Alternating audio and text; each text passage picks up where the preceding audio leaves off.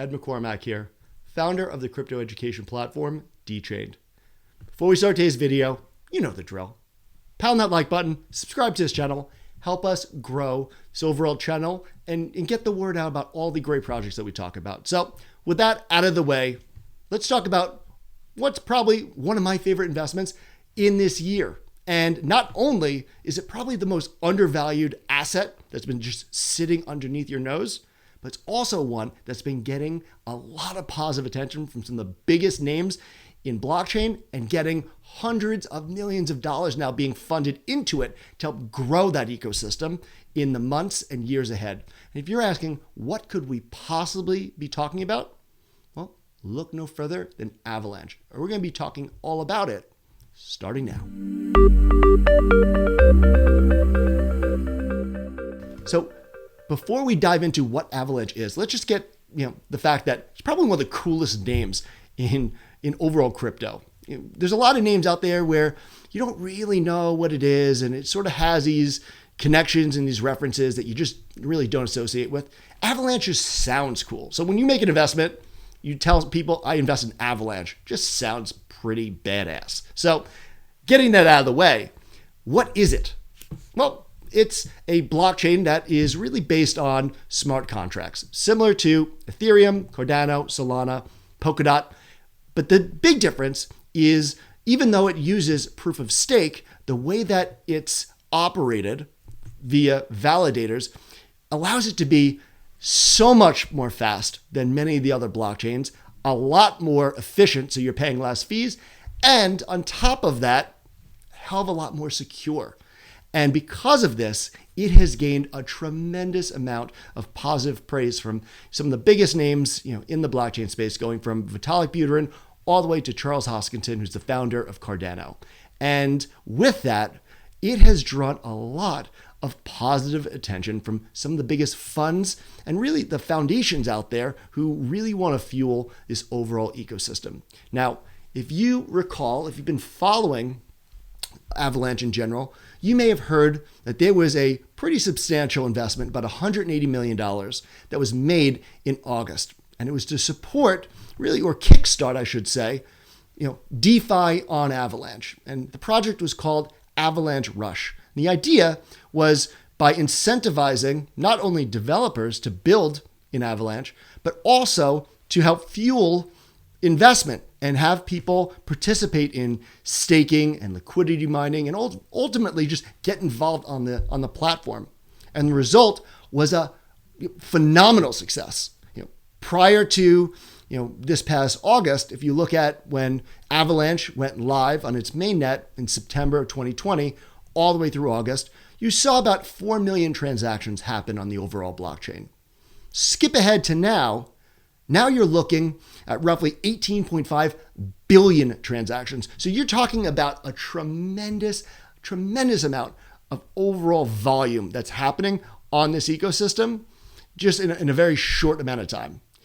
Even more so, if you just look at how much liquidity was locked up on Avalanche in general, it has skyrocketed. On August 1st, you roughly saw about $174 million that was locked up in smart contracts, either to earn interest, participate in farming, etc. Since that time, that number has gone up 58x to over $10.5 billion. You're talking about, at the time of this recording, which is November 2021, about 5,800% increase in the overall amount of money locked up on Avalanche in about 3 months. And if you're thinking, well, how does that compare? Well, let's take a look. Well, first and foremost, Ethereum is far and away the king. So putting that aside, you are talking about, in really a short amount of time now, really starting since August when money started to pour in to incentivize. Keep in mind that this has been done for quite some time on the other blockchains. You're talking about really a meteoric spike in overall participation on this overall blockchain. Now, with that being said, you might say, well, how does this become valuable to me? How do I know that this means anything? Well, if you just simply look at the overall market cap of Avalanche, which is roughly about $20 billion, and you put that over the amount of total value locked, what you're seeing is roughly about a 1.99 ratio. Now, what that tells you is how valuable that particular blockchain is if at the end of the day, we were just to break it apart and give it to all of those people who own those tokens. Similar to your price to book ratio in traditional finance. If you're doing equities, we, ultimately have a price of, $50 for Apple. Again, this is fictitious because we know it's much more expensive than that. But if we said the overall market cap for Apple was $100, and right now the overall, value that it has in the overall business is 20, you would then have an idea of how much could be parsed out if the business were to cease operations today. And that's really sort of the way that on many of these smart contract platforms, especially those that are really leaning in on DeFi and the overall finance world, this is a really effective way to value, is this, price too high, or is this potentially a dislocation between what I'm going to pay today and really what's the value on this blockchain? And if you compare how is Avalanche stacked up against some of the other blockchains out there, you will see it is a hell of a bargain.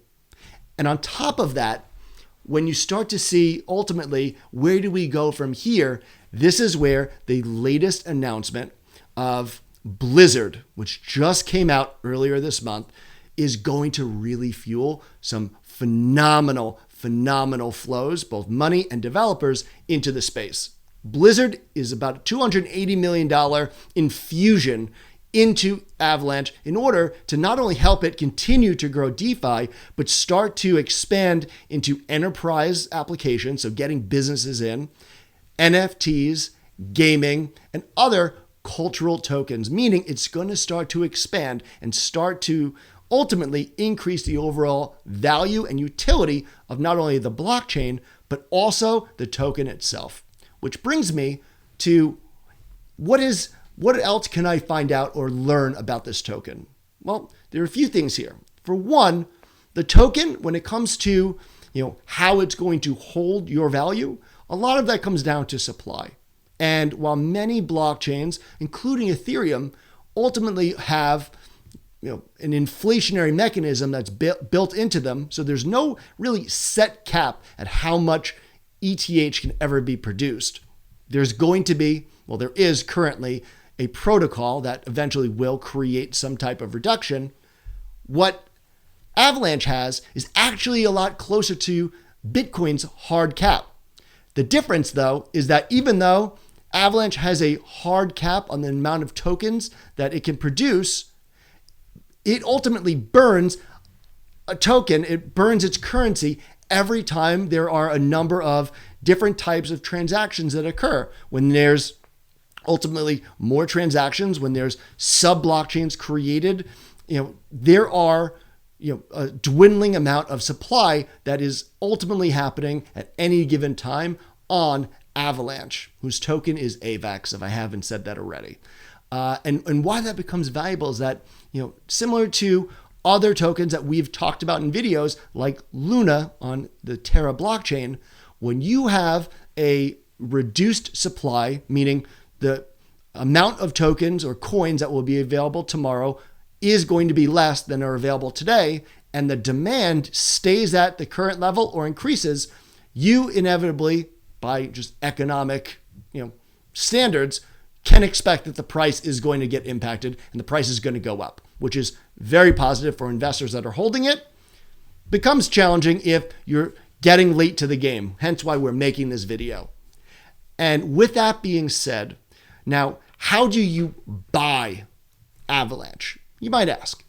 Well, the simple answer is whatever centralized exchange you use probably carries Avalanche, including Coinbase. You have a number of centralized exchanges that you could choose from, as well as hot wallets. there are many, many different ways of tying your Avalanche to either your MetaMask, which inevitably is not shown on this list, but I'll talk more about how to get that done in a second, as well as even Ledger Live. Ledger is supported with Avalanche. So let's say you do want to use a decentralized exchange and you want to buy Avalanche. How do you do it? Well, if you're using MetaMask, the answer is that all you have to do is just change the RPC, your network. And the steps are pretty simple. Open up your MetaMask, go to the drop-down where your network is, create custom RPC, and then fill in the information that we have on the screen right now. And that's it. You are set up for Avalanche. Now, there is one more step though, and that step is how do you get assets over to Avalanche? And this is where things are really interesting because the Avalanche C chain, which is what most people use, is actually built to use Ethereum's EVM machine, so virtual machine. And because of that, what you're able to use is your ERC20 token. Now, that has to be bridged. So in order to get those tokens from Ethereum over to Avalanche, all you need to do is go to bridge.avax.network. And not only are you able to move ETH or whatever ERC20 token you have in MetaMask on your Ethereum wallet, but if you do over $75 in transfer, what the Avalanche Foundation does is they actually credit you some AVX, a minimal amount, to make a few transactions so that ultimately you're not stuck with currency, but not AVAX in order to facilitate the transaction, which happens on just about all the other blockchains out there. So they've thought about, once you move your assets over there, how do you get started? What's needed? And that's something that I have grown accustomed to with overall Avalanche with its ecosystem. And it's no surprise that when you talk about DeFi 2.0, this next evolution of where DeFi is headed, and you see where Daniel Sesta and his Frog Nation are ultimately putting a lot of their resources, they're developing on Avalanche. Wonderland is Avalanche native. When they started building, some of the other integrations with Abracadabra, when they started building things, around Popsicle Finance, they have ERC20 in mind. They are integrating. Abra's already integrated into Avalanche. Popsicle Finance, I would not be surprised any day, any week that comes out as well. And ultimately, what you're seeing is that developers and really those individuals who are building these ecosystems that make these investments and these blockchains valuable, they are turning their time and attention and ultimately the followings that they've been creating to Avalanche. And this is a blockchain, if you are looking for a potential diamond in the rough with $20 billion in market cap already, I don't think you have to look much further. So I would suggest giving some consideration not only to Avalanche, but also check out their leading decentralized exchange, Trader Joe. That's a whole different video that we'll create, but also highly, highly undervalued. So with that being said, I hope you enjoyed this video. If you did, again, share with your friends and family, subscribe to the channel, pound that like button, leave a comment. You know what to do. And until next time, happy and safe investing.